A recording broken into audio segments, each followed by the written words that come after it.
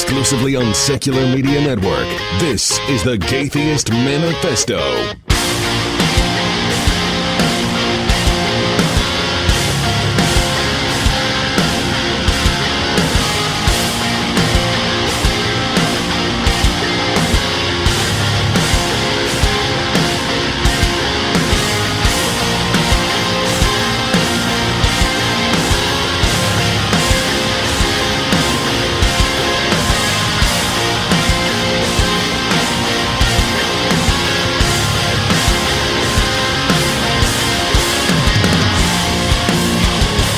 Hello and welcome to the Gaytheist Manifesto, your source for news, commentary, discussion, and debate at the intersection of the atheist movement and the LGBT rights movement. I'm your host, Callie, and today I have two stories to share with you. The first is The Story of God. The Story of God is a new book by Chris Matheson, who's a co-creator of the Bill and Ted franchise. It's a hilarious look inside the mind of God throughout the Bible as he goes from Genesis to Revelation. I absolutely loved this book, and Chris Matheson joins me on the show today. Chris Matheson, welcome to the Gaytheist Manifesto. Hi, thanks. Nice to be here. So the book is The Story of God. Yes. So just give me an overview. Tell me what the book's about. The book is an attempt to make sense of this very strange character at the center of the Bible, this volatile, bizarre figure of God who doesn't really make perfect sense. There's a lot of very strange stories and strange behavior, and I sort of gravitated to that stuff because I'm basically a comedy writer, and there's a lot of stuff that struck me as really funny, as kind of found comedy.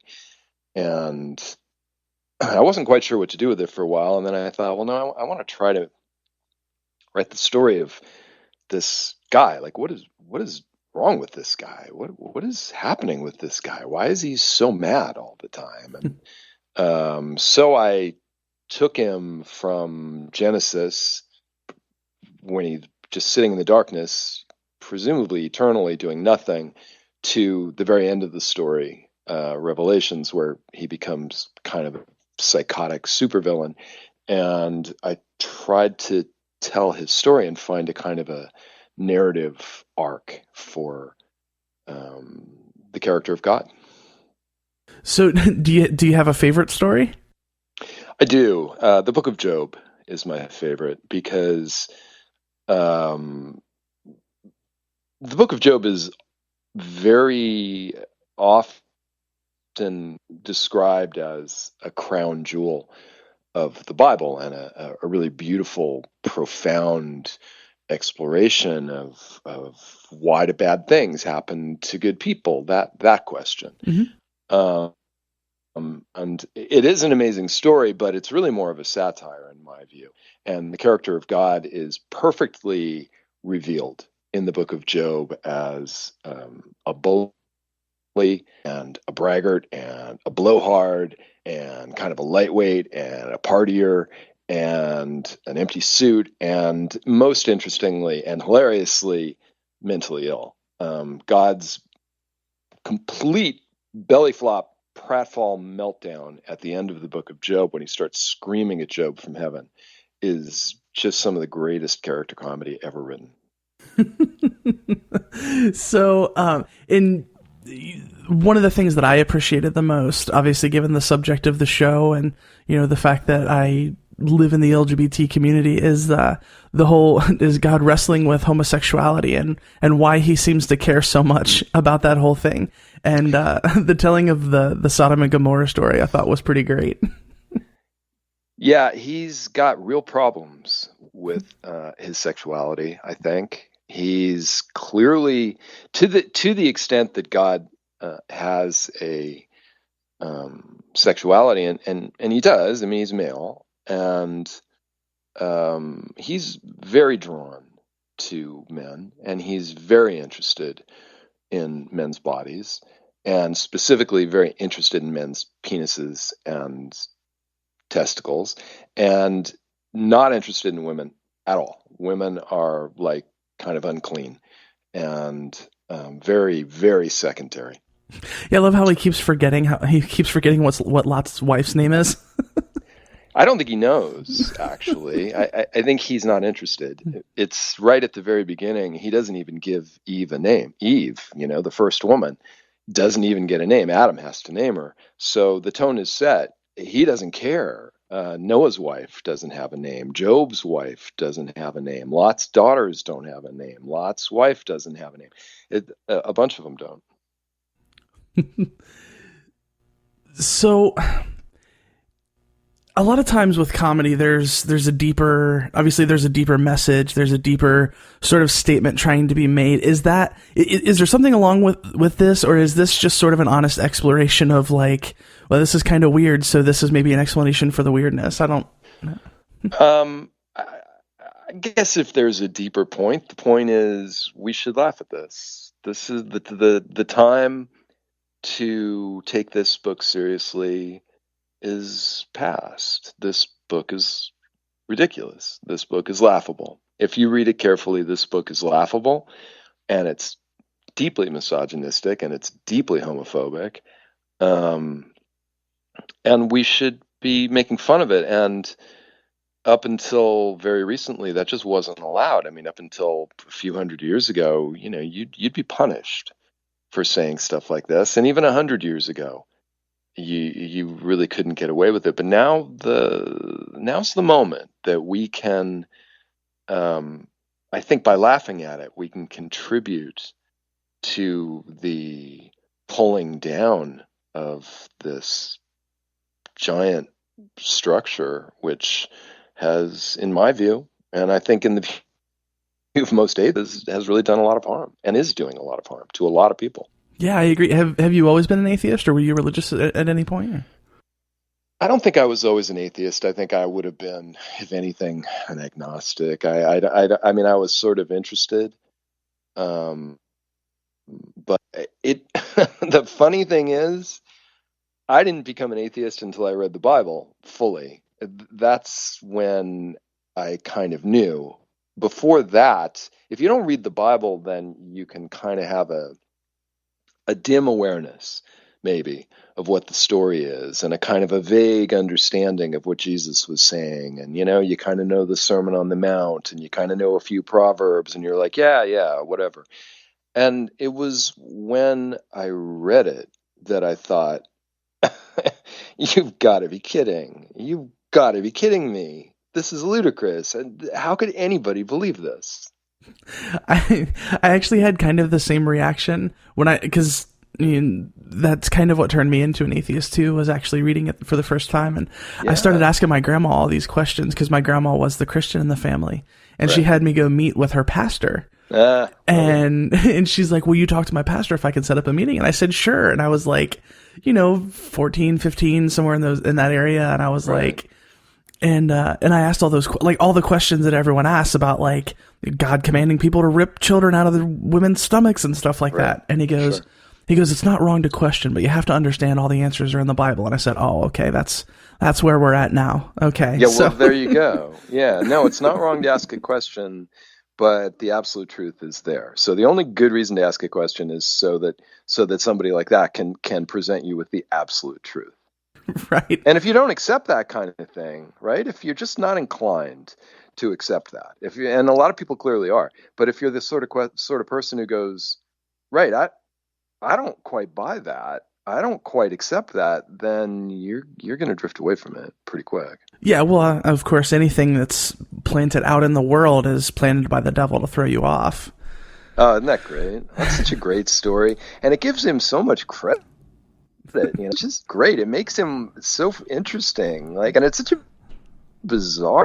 I love the idea, the creationist idea that dinosaur bones were put there by the devil to trick us. I mean, it's such a crazy story. It's such a fantastic, laughable idea of reality, but it's great. like they're children, it's like something 7-year-olds would come up with, it's like Tom and Huck, going into the, looking for Injun Joe's treasure or something. Right. Well, what are your thoughts on why people buy that kind of thing? Because there are people who seriously believe that.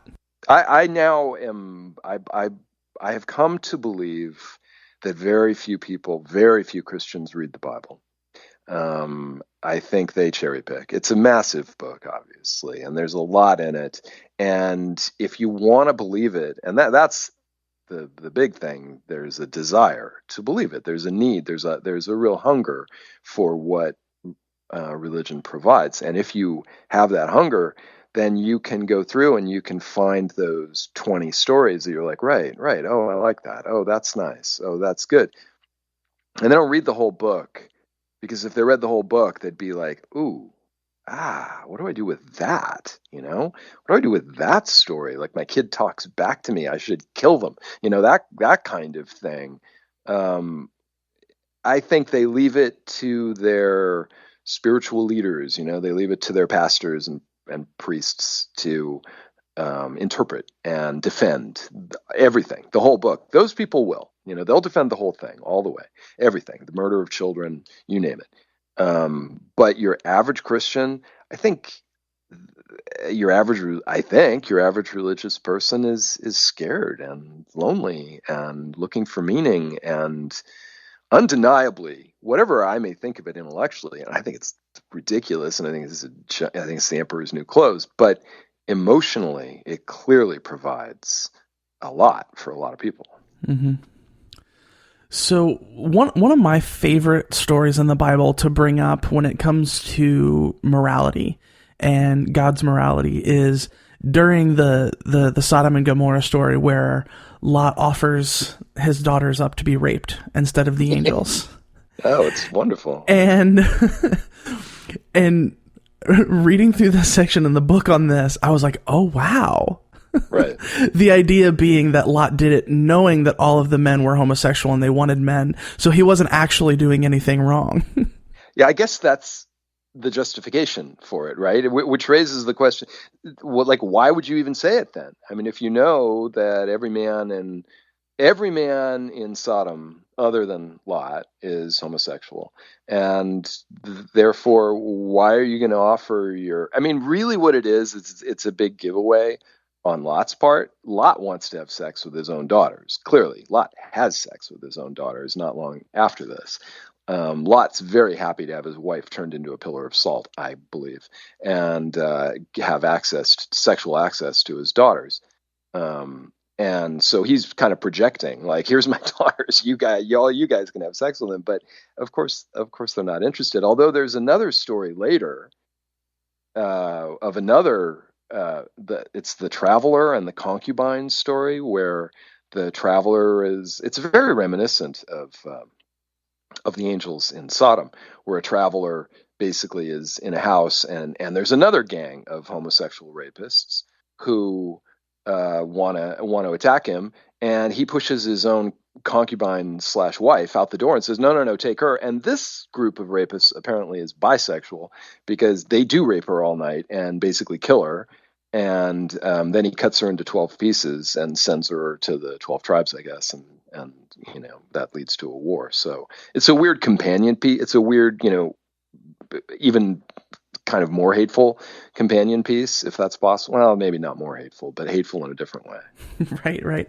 You mentioned something earlier about, why would he do it if he already knew? And that was another one of my favorite parts of this, is seeing God wrestle with, like, well, I have to go find out what's really going on. But wait a minute, if I'm God, shouldn't I already know? Yeah, he has to, right? I mean, he's not God. He's certainly not omniscient if he doesn't know that. No, he knows. He knows what's going on. I think he wants to see. I think he wants to get a good look at it. Well, I guess, would God have some sort of remote vision that he could see? I don't know. One would assume, if he can, he seems to, if we accept that he's omniscient, then yeah, he's the equivalent of a guy sitting in a giant control room with, millions of screens, and he's watching all of them and taking in all that information at any given time. That's awesome. Well, yeah. I'm sure you can't get through an interview without somebody asking you about Bill and Ted. and I love Bill and Ted. Thanks. But I was looking through your credits, and I also found that you were involved in the Goofy movie. Yeah, which which is one of my all-time favorite movies. Oh, good. That's nice. So, can you talk a little bit about it, just from my own geekish involvement? My listeners can deal with it. Can you talk about your involvement in that and what you are responsible for? Honestly, very little. Okay. Hollywood sometimes is strange. The movie business can be very strange, and you can do ultimately very, very little, and you can get your name on a movie. And on the other flip side of things, you can do a lot and not get your name on a movie. Gotcha. In that case, I did a very, very large rewrite. A script existed by a guy named, I believe, Jim Magan. And they had changes that they wanted made. So I spent time with the director. I think his name was Kevin Lima. And, we just talked through a bunch of stuff and looked at all the storyboards and talked through scenes. And I did a sizable rewrite, and apparently they appreciated what I'd done, because it must have done something positive for the movie, and they put my name on the movie. But the reality is, when I watched the movie, there were about 3 or 4 seconds in the entire movie where I thought, oh, right. Yeah, I actually wrote that. So I'd love to be able to take more credit for it, Callie, but I Gotcha. actually can't. Okay, understood. I appreciate that. So tell us where we can go to find the book.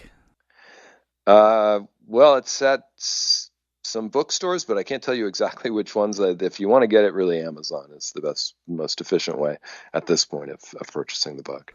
Awesome. And I will put a link in the show notes. Chris, thank you so much for taking the time to talk to us here. I really love the book, and I appreciate your time. That was my pleasure. More Atheist Manifesto coming up. I am a voice. I am a voice. My name is Jamie Cybers, and I am a voice.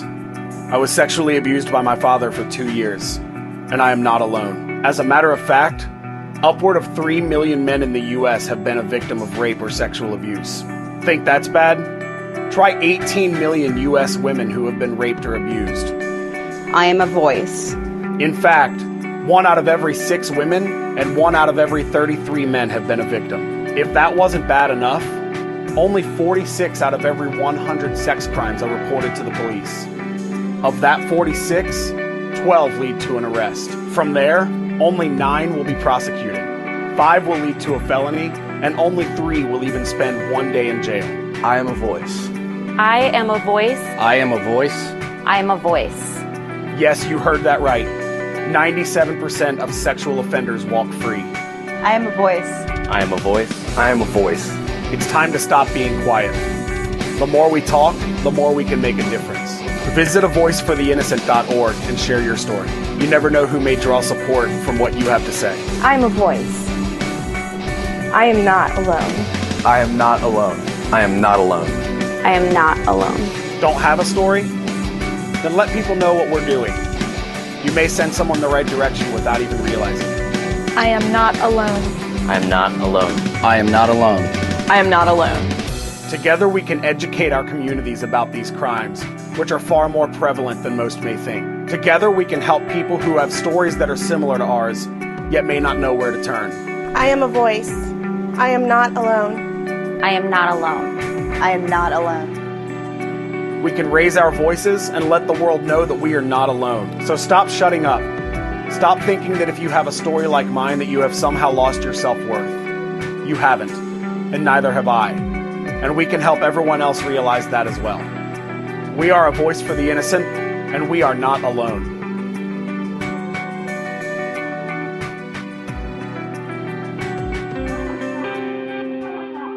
Before we jump back into the show, it's time to thank our patrons. This week we're recognizing the Atheist Avengers podcast at atheistabengers.fm. Thank you so much for believing in us enough to contribute to us financially and for being a part of this movement. Patrons of the Atheist Manifesto have access to all sorts of cool stuff, like a big shout out on the show, premium content, including an audio journal, I've decided to keep documenting the more personal stuff I don't dive into on the show, and an exclusive patrons-only hangout once a month.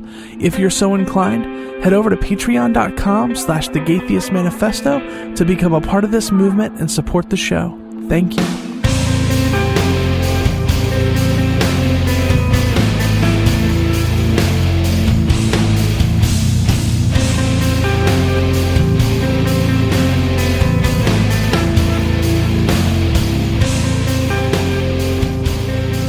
This past weekend, thanks to the generosity of some great friends of mine, I had the privilege of attending the Pennsylvania State Atheist Humanist Conference in Harrisburg, Pennsylvania.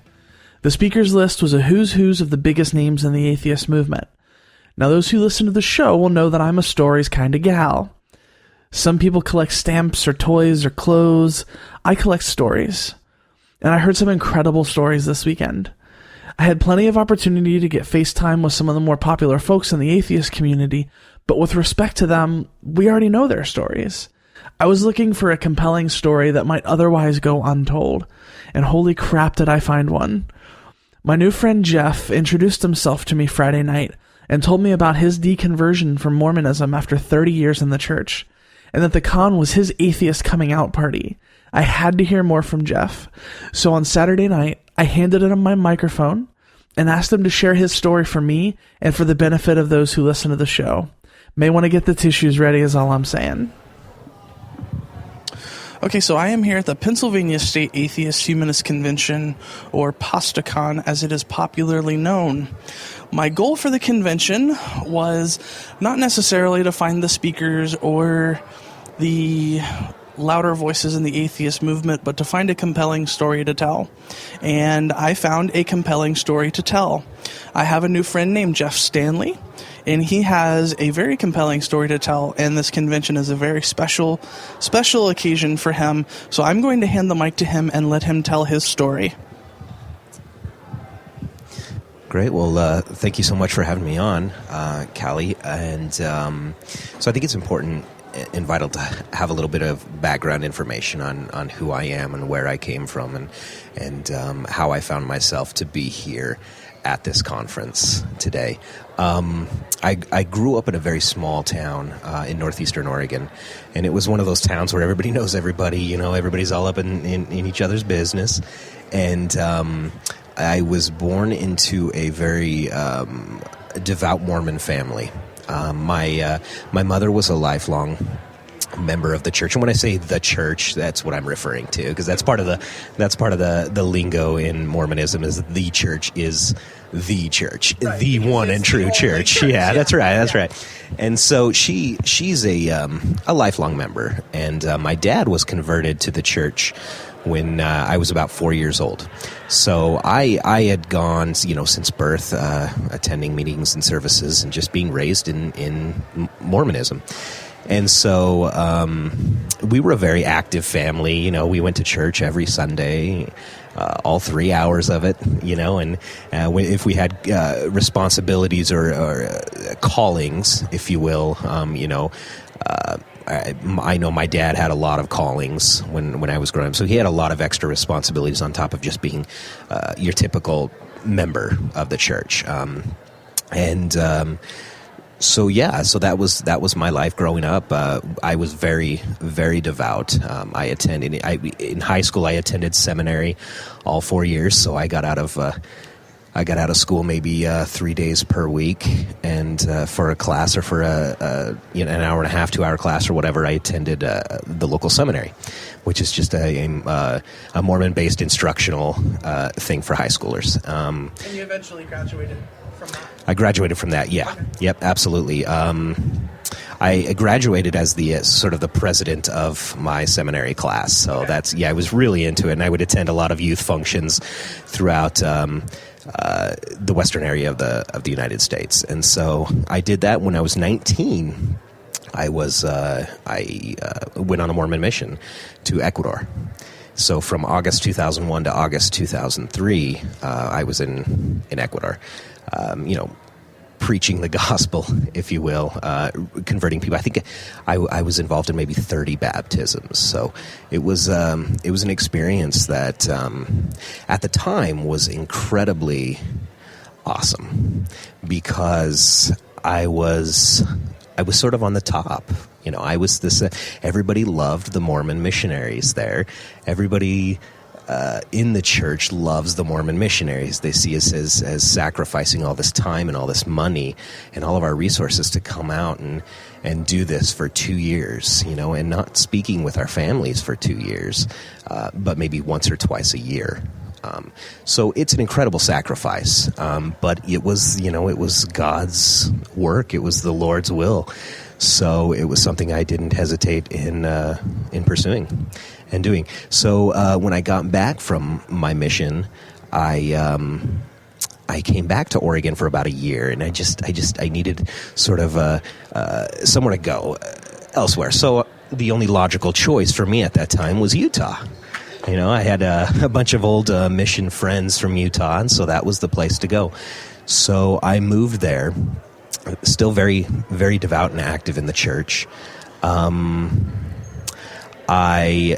met my first wife, and she was very active as well. And we eventually married in the Mormon temple, and, you know, that whole that's what you want to do type of deal.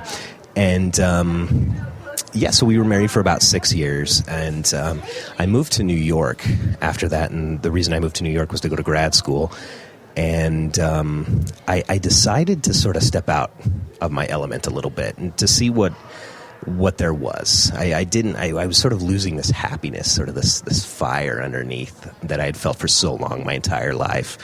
And so I stepped a little bit out of my element. I tried alcohol for the first time. You know, went on dates with people who weren't members of the church. Hung out with friends who weren't members of the church. It was sort of the awkward things that I thought I would never really do, or never felt comfortable doing, or even considering or entertaining the thought about. And for context, how old were you at this point? At this point, I was about 29, 30, so it was about 3 years ago. Okay. Yeah, and so I moved out to New York, and I realized how much fun I was having with people who were not Mormons. And which is something that's not supposed to be able to which happen, is something that, yeah, it's not typical for an active Mormon like I was, and to be living in Utah, to really have a lot of friends outside of the church. It's just nothing that you do. And I was speaking with someone at the convention earlier about how difficult it is to live in Utah as a non-Mormon, because you really don't fit in. You don't really find a place. So that was way out of my element to be living, to be interacting with people who weren't members of the church. And I realized how much fun I was having. I was having a blast. And, you know, people weren't weird, you know? And that's what I was conditioned to believe growing up, that not explicitly that people are weird, but that there's a negative influence in people who don't understand your religious preferences. And so it was very, very relieving to find a group of people who weren't members of the church that I could really relate to, and that were so nice to me, and that were so non-judgmental. And I had a lot of friends in the LGBT community who really approached me and made me feel welcome and comfortable. And I just fell in love with the community from there on out. And I told myself I'm never going to be judgmental.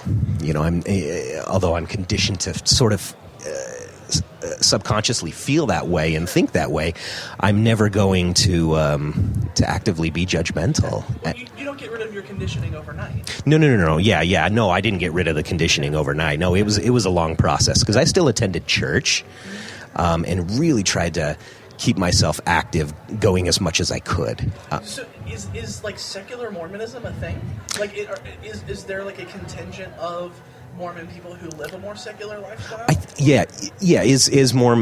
Are there secular Mormons? Yeah. I think that there are. I think that it's becoming more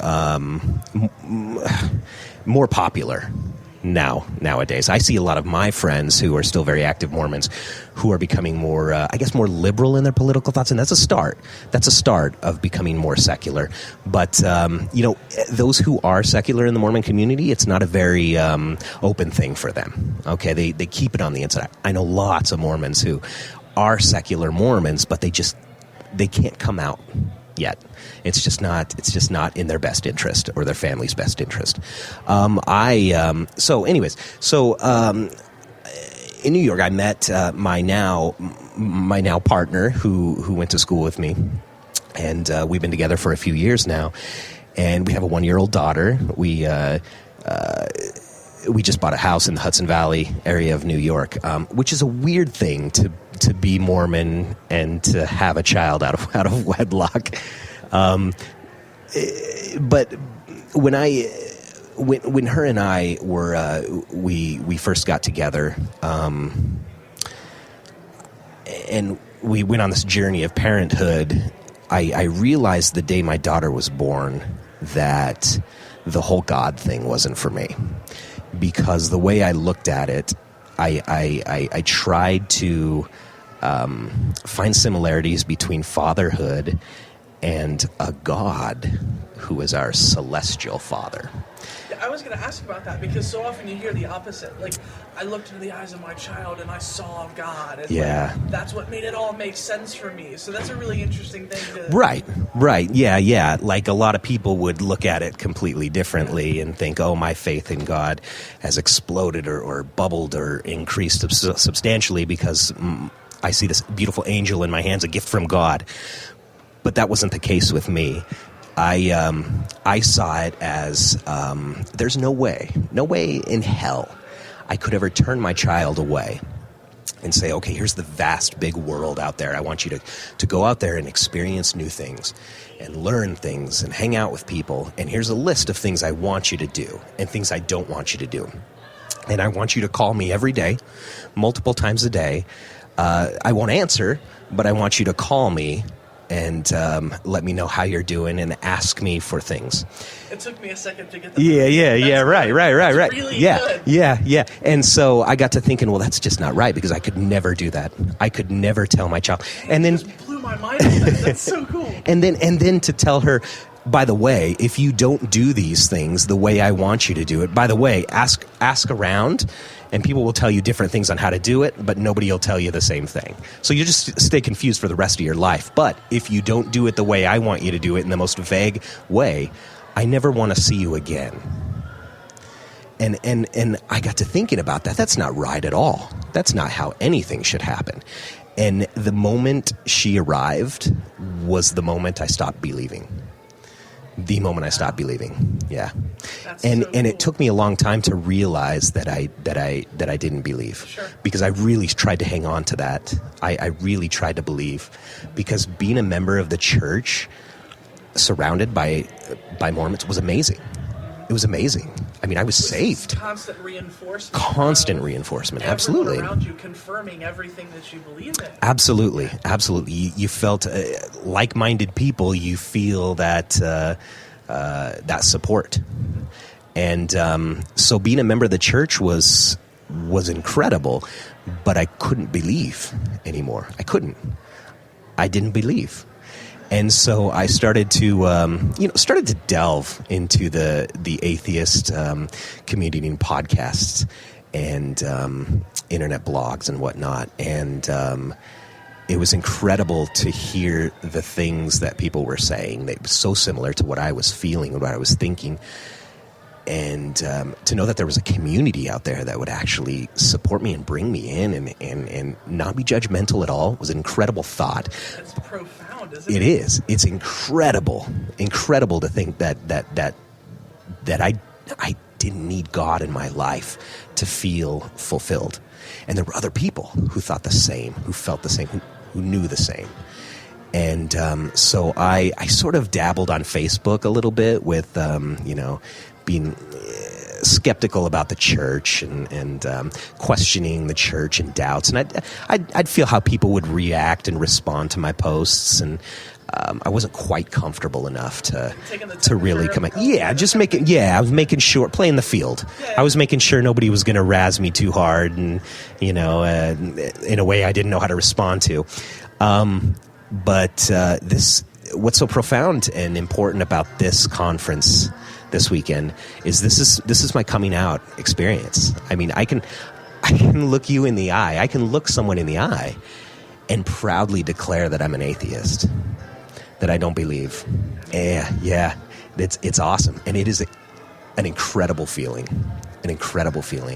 I feel so fulfilled in life.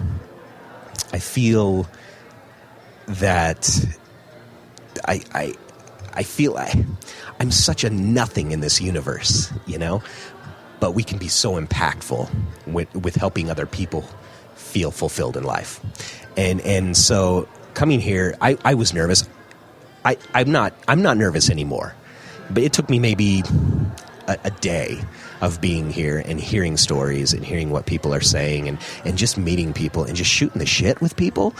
I realized that this isn't a scary thing. This is great. This is incredible. I love it.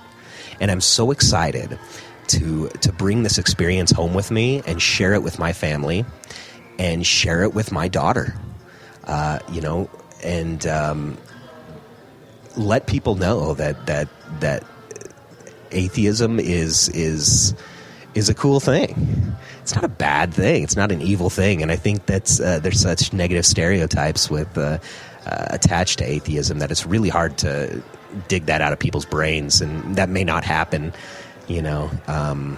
but at least we can be active, members of the community in helping people, get insightful answers to their questions. So let me ask this, and if I run up against any personal boundary stuff you're not comfortable with, please stop me.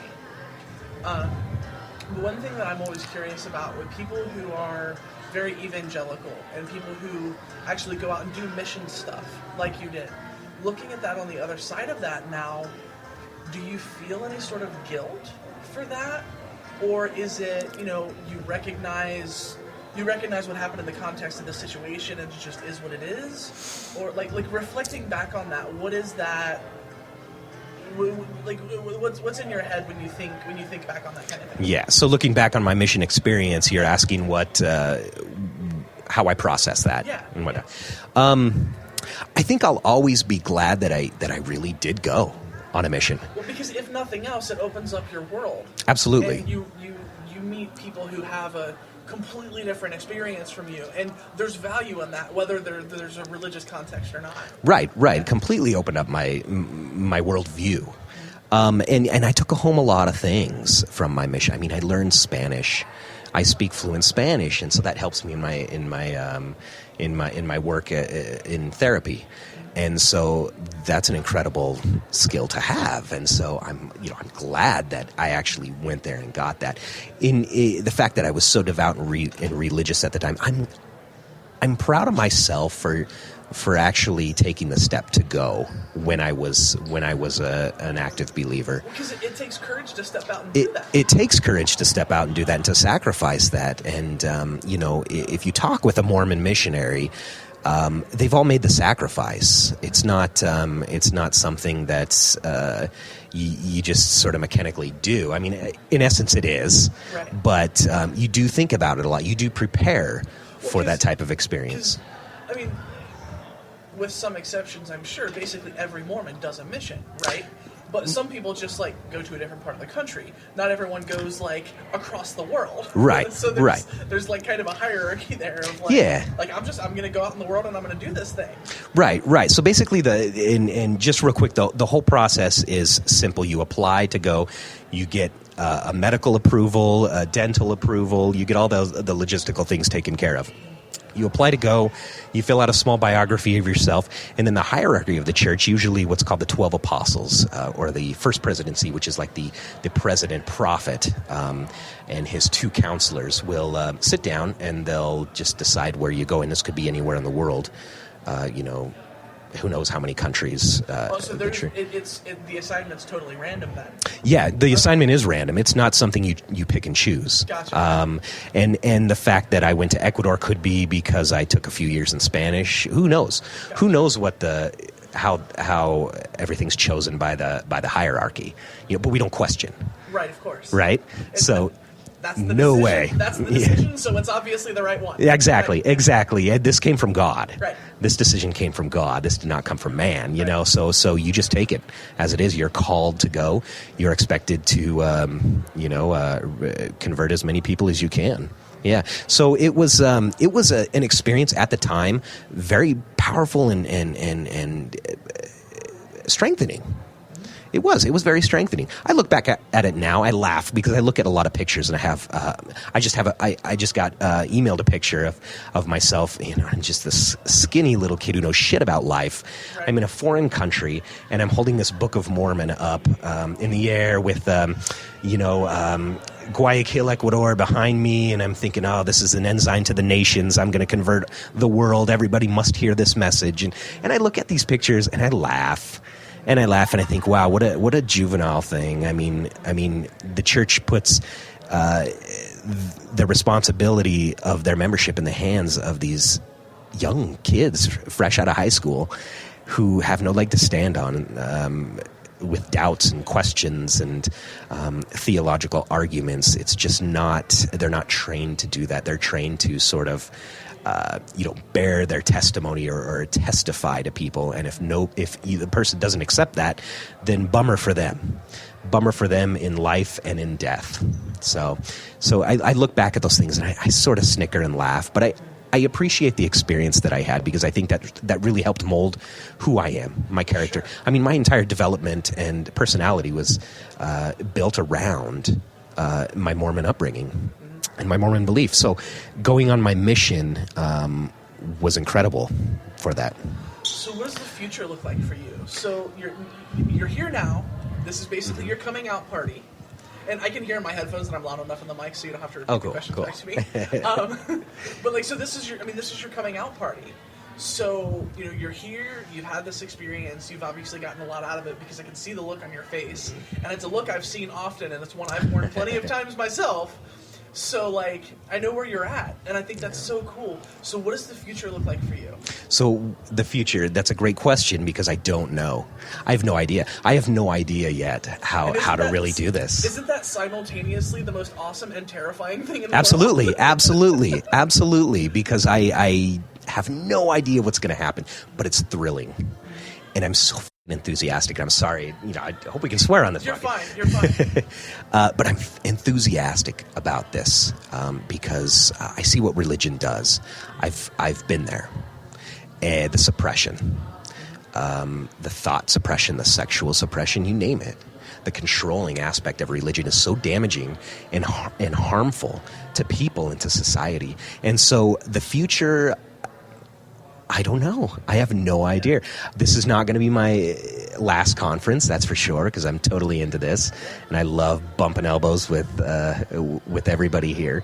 But I hope that I can just do anything I can to sort of strengthen the movement. Yeah. I really do, and I look at if I'm not super uber active in the community, I hope I can be active enough for my own family. To sort of help them see the importance of secular issues. I'm a big proponent of the idea of you don't have to make your entire life about activism to make a difference, right? Right. That's something that I've chosen to do, but it's not like there's this hierarchy of the people who make it their lives are better than everyone who just you just concentrate on raising your kid to be a good person. Those things are all super, super important. And so that's kind of what my next question is going to be is how do you see yourself fitting into that? You know what I mean? I mean, is outright activism a thing that you're interested in? Or is it more community stuff? Or more just now that I know how things are, I can go and I can raise my family and I can, send my kid out into the world armed with what she needs, right? Yeah. To be a good person. And to lead a happy life, and I know this is obviously new, so I'm not like put yourself in a box for me. Yeah. I'm not asking that, but I'm curious, because I left my first convention very inspired and very like, I'm gonna do this thing. Yeah, you know what I yeah. mean? So I'm curious, what does that look like for you in your, at least now? Yeah, no. And I think I don't want to lose this enthusiasm at all. Yeah. Activism in and of itself is new to me as well. Because leaving religion, I feel like I'm more outgoing. I feel like I'm more, I can identify passionate things about myself. So activism in all of its areas is very new to me. And that is something I want to do. I think I have, I would love to sort of just belt it out off the mountaintops, like the prophets of old did. But I think the most important thing at this point, you take from your previous right, stand on the mountain and scream. Yep. But I think at this point, at least, I want my family, my partner, and my daughter to understand how happy I am, and to know how happy I am without religion. And I want to raise her in a way that that she feels the same way, and that she doesn't have to go through the experience of that I went through. That she doesn't have to go through 30 years of staunch religious belief and practice in order to live a happy life. And so I want to raise her in a way that was completely opposite me. I have no idea how to do that. This is going to be new to me and my partner. But I think I'm just going to, at this point in time, just really focus on her. Sure. And see what happens. I mean, I would love to bring her to a conference or a convention or an event in the future. I think she would benefit from that. How old is she? So she's only 1. Oh, yeah. Yeah, so she can be buddies with the Nebo kid. Exactly. So adorable. Exactly. Oh my God. And could you imagine if things worked out with them in the future, and I'm bumping elbows with Mark Nebo as a right. as an in-law. But who knows? Who knows what's going to happen? But yeah, I think I want her to be to know and understand who I am and what I am now. I think it's important that she knows my background as well. And she's more than welcome when she gets that age, that she wants to know more about it, she can. I have no problem with that. I think that's very important to know.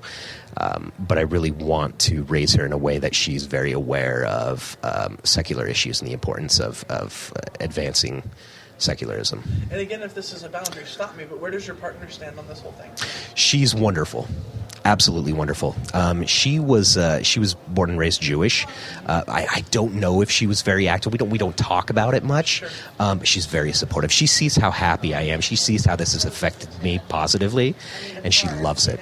And we've been texting back and forth all weekend. I've been telling her experiences. I sent pictures of you and me and other people that I've met at the conference. And she's so happy for me. And she's such a support. And, it's interesting. I love her more and more as this happens, as this process happens. And I have no I have no idea why, but I feel so much closer to her and my family. And it's just, everything's just...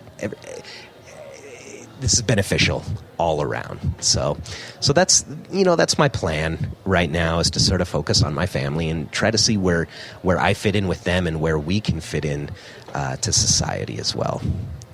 So yeah. Oh my God. So it's exciting. Dear God. Seriously, this a lot of cool stuff has happened at this convention, and this is the highlight for me. Hearing your story and getting to just see you glow like that. Like, I'm hiding it well, but I'm crying right now. So thank you for sharing your story and for being so open and, for being honest and vulnerable. If you listen to the show, that's my thing. That's what I'm into. And it always touches me deeply when people are super open and super vulnerable. And this was a textbook demonstration of that. So thank you so much for contributing to this show. Thank you for everything you do. You're wonderful. put me in my place and helping me sort of, come out. Come here and hug me. Shit, hang on.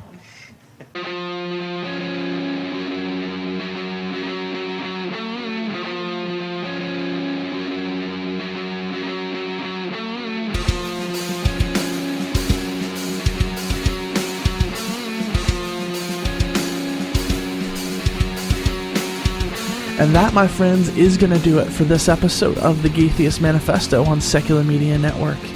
I again want to thank Chris Matheson and my new friend Geoff Stanley for sharing their time with us on the show. You can find us on Facebook at facebook.com/thegaytheistmanifesto. You can email us at thegaytheistmanifesto@gmail.com. I'm on Twitter at GaytheistCallie, and you can find the show on Twitter at The Gaytheists. Before we go, I want you to know that if you're lost, you're hurting, you're scared, if you feel like no one cares and no one understands, you need to know there's a community out here that loves you, cares for you, and knows that you're capable of amazing things and that you are worthy of love. If you're struggling, please don't be afraid to reach out. Until next time, friends, this is the Gaytheist Manifesto.